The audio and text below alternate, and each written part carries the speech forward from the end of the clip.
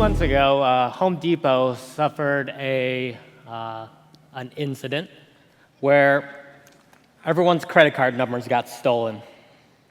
It's a huge incident. The way credit cards work, it works like this.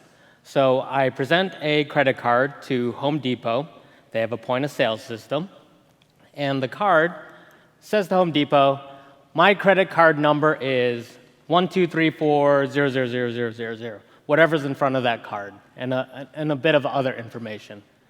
Home Depot, you might think you were paying with money, but really, Home Depot needs to request your money from your account. So it's actually a pull model. So then Home Depot says, okay, I would like $10 from credit card number 12340000000. And it talks to the financial institutions. There's a lot of things that's going on in the background. Eventually gets to this guy, to the issuer. That's the person who gave me my card, who gave me my Visa, MasterCard, or my Visa or MasterCard. And then, eventually, it runs the account, and it says, here you go, Home Depot, here's $10 from account 123400000. And then eventually, Home Depot gets its money. Which means that the circle of trust and payments looks like this. It means you have to trust every single one of these entities. It's not just Home Depot. It's not just the issuer. There's a bunch of acquirers, banks, and it's not just Home Depot. It's also a lot of merchants, too. So Starbucks, Amazon, anywhere that takes money, any store that you see online or offline. Those are all merchants. You have to trust them with your credit card number, because if they have your credit card number, anyone could get money from your account. So that's where Home Depot got in trouble. They had a bunch of credit card numbers, and they got stolen.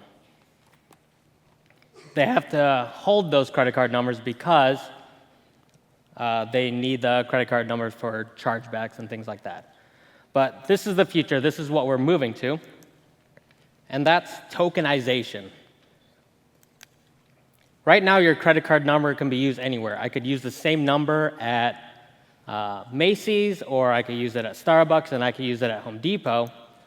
But what if you pay with a number that doesn't work everywhere? Now, what does that mean? Recently, Apple announced Apple Pay, and it's the concept of you taking out your phone, and instead of you using your credit card to make a transaction, you hold your phone to a point-of-sale system at CVS or something like that, and you put your finger on the little thumbprint reader, and instead of you swiping the card, it pays over the air when it's really close. And they're starting to put these on devices now, not just cards. So the way a transaction would work, it would work like this now.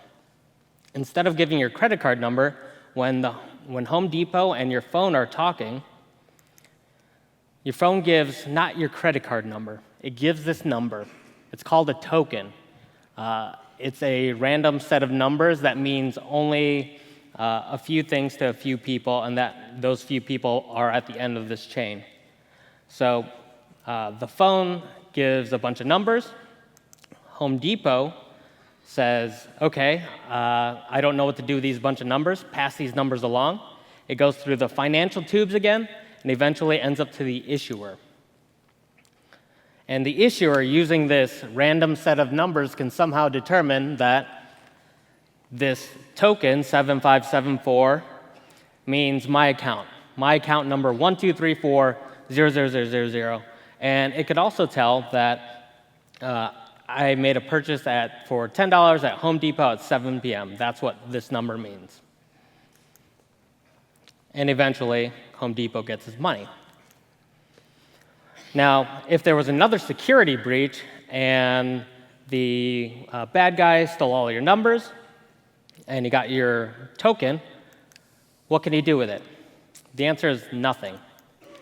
Because with this number, it's specified to only work at Home Depot at that location for that specific transaction one time. So they can't use that number again. And only my device can provide that token, and it's different every time. So now the circle of trust has shrunk to the people who aren't selling hammers, to the people whose job it is to secure your money, the people with guns, the people with passwords, and things like that. Now, but what about online? You still have that number in front. It's still the key to everything, all of your money. Well, you can make tokens. You can make tokens for online purchases as well. So the potential here is you tell your phone, give me a token that only works on Amazon. And the token looks like a credit card number, which means if someone steals that credit card number, instead of canceling your credit card account, you invalidate the token and you're safe. A token is useless, and we're starting to see tokenization in devices such as phones, but not just phones. Bluetooth-enabled devices such as watches and other things. This is a Bluetooth credit card. Tokenization is the future, and it's happening right now. Thank you.